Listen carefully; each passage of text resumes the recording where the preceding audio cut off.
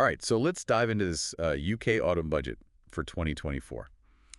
We've got this huge document straight Oh, from the government. it's a big one. And, well, we're going to cut through all the jargon and figure out what it means for you, especially if you're a salaried worker who, pays taxes. Yeah, it's a really interesting time for this budget to come out, I think, Yeah. with this recent recession. And frankly, the economy hasn't been doing that well for years, Right. and public debt is at a level we haven't seen in decades. Yeah. So it's a tough situation for the government. Yeah, totally. It's like they're trying to juggle chainsaws while riding a unicycle on a tightrope. Yeah.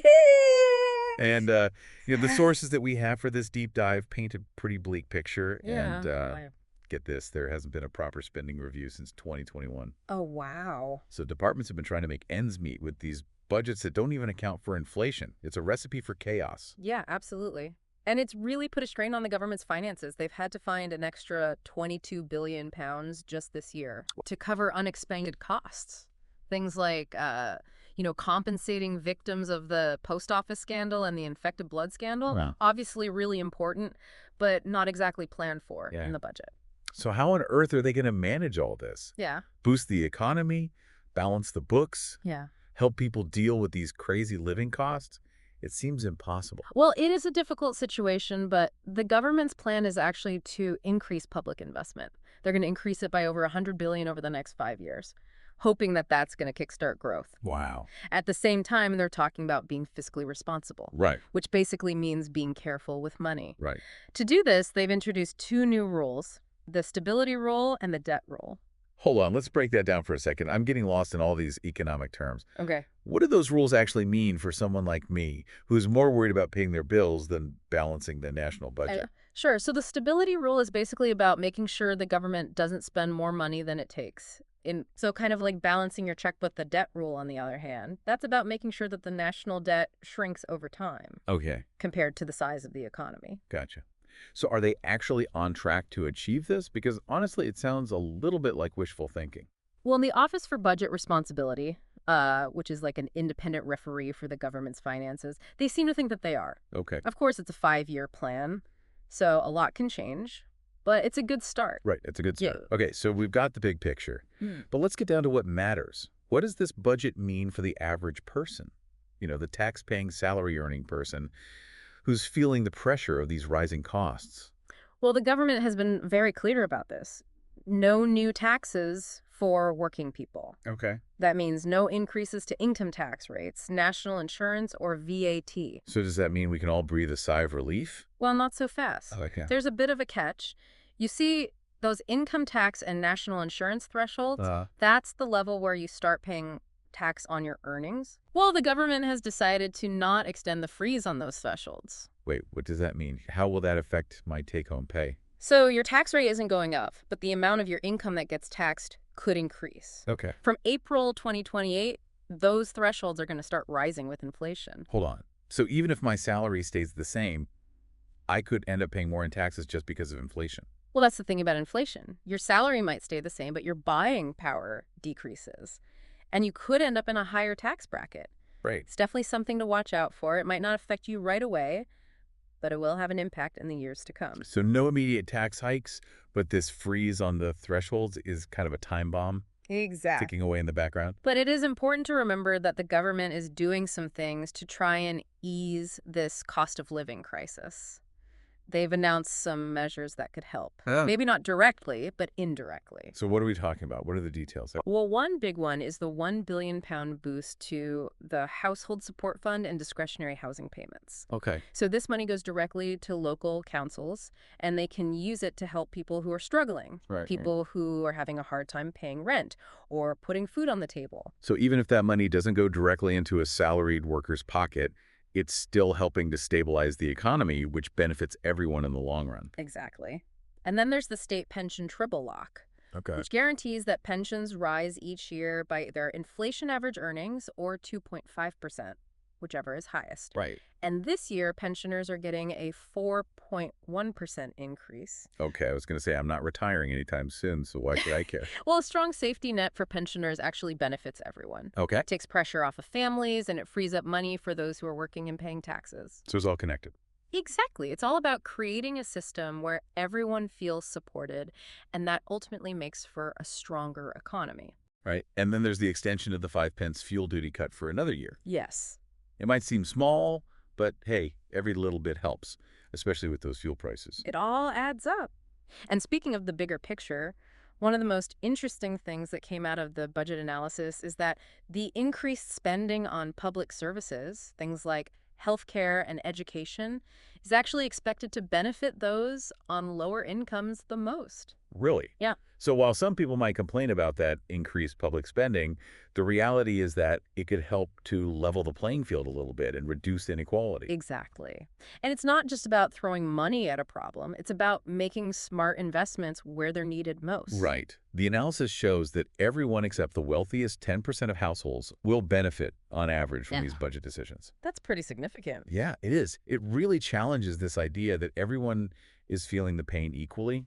Obviously, some people are feeling it more than others, Yeah. and the government is trying to address that. Nah. But what about the long game?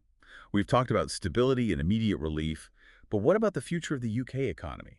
What does that look like for the average worker? Well, they've outlined 7 key areas for growth. It's all about investing in the future and creating a more dynamic and resilient economy that works for everyone. 7 areas. That's a lot to unpack. Can we focus on the ones that are most relevant to our listeners? You know, the people who are wondering if their jobs will still be around in 5 years. Absolutely. So let's start with infrastructure. The government is planning to spend big on projects like East-West Rail, which is going to connect Oxford, Milton Keynes, and Cambridge. Wow. And there are upgrades planned for the Transpennine route. Okay. These projects will create jobs, improve commutes, and just make life easier for everyone. So even if these projects don't put more money in your pocket today, they're Mhm. investments in a more efficient and connected UK, which ultimately benefits everyone. Yeah. It's about building for the future. Exactly. Then there's housing affordability, which is a huge issue in the UK, Yeah. especially in those big cities. The government has a goal of building 1.5 million new homes in the next few years. Now, whether they'll actually hit that target, who knows? But it's definitely a step in the right direction. Fingers crossed it helps bring down those crazy housing prices. Yeah, New homes also mean new jobs, right? exactly. And not just in construction. Think about all the other industries that benefit design, manufacturing, logistics.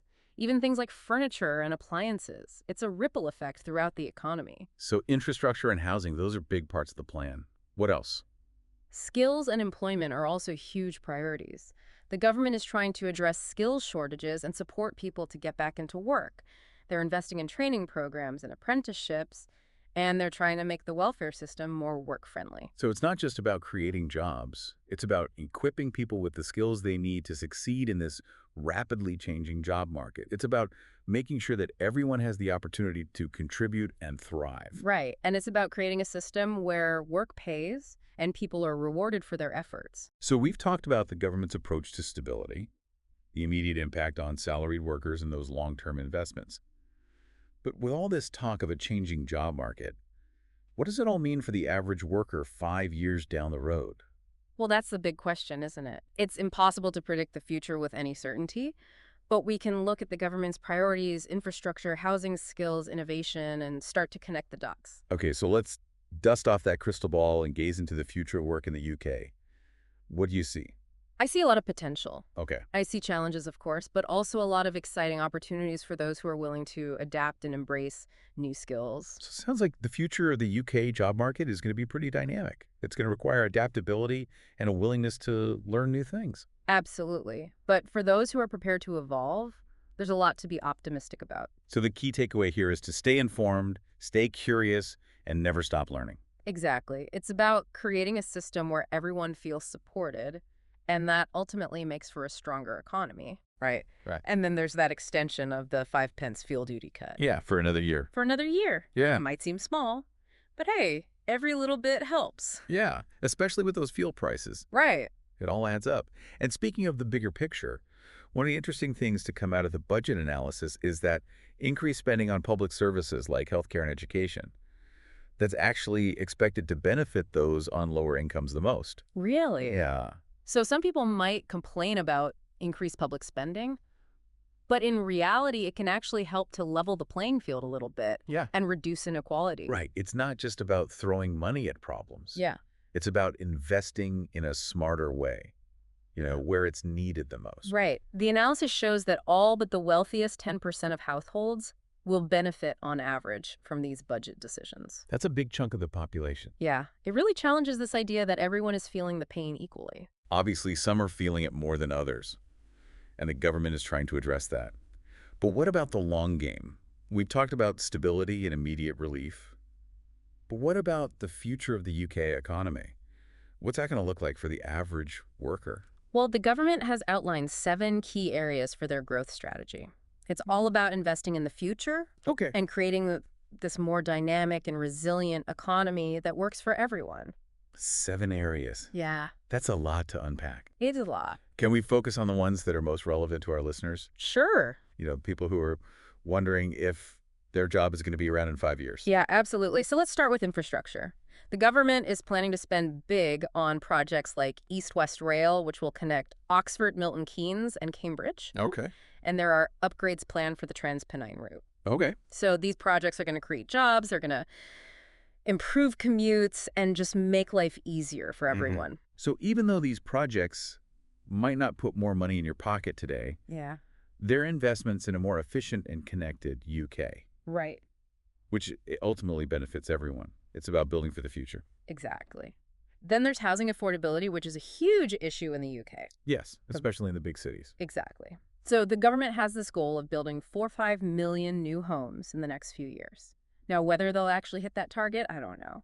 But it's a good start. Fingers crossed they do. Yeah. It'll help to bring down those crazy housing prices. Yeah. New homes also mean new jobs, though, right? Right. And not just in construction. You've got all the related industries, design manufacturing, logistics, furniture, appliances.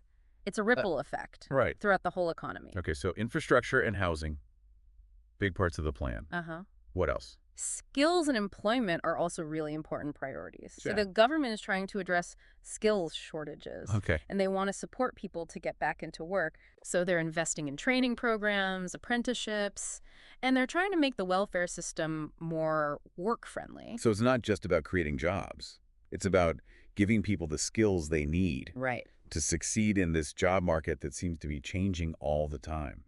It's about making sure everyone has a chance to contribute and thrive. Right. And it's about making sure that work pays, that people are rewarded for their efforts. Okay, so we've talked about the government's approach to stability, the immediate impact on salaried workers, and these long-term investments. Yeah.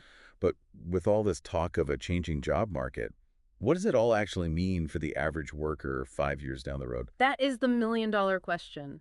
And it's really hard to predict the future with any kind of certainty. Right. But if we look at the government's priorities, infrastructure, housing, skills, innovation, we can start to see where things might be headed. Okay, so let's get out our crystal ball and gaze into the future of work in the UK.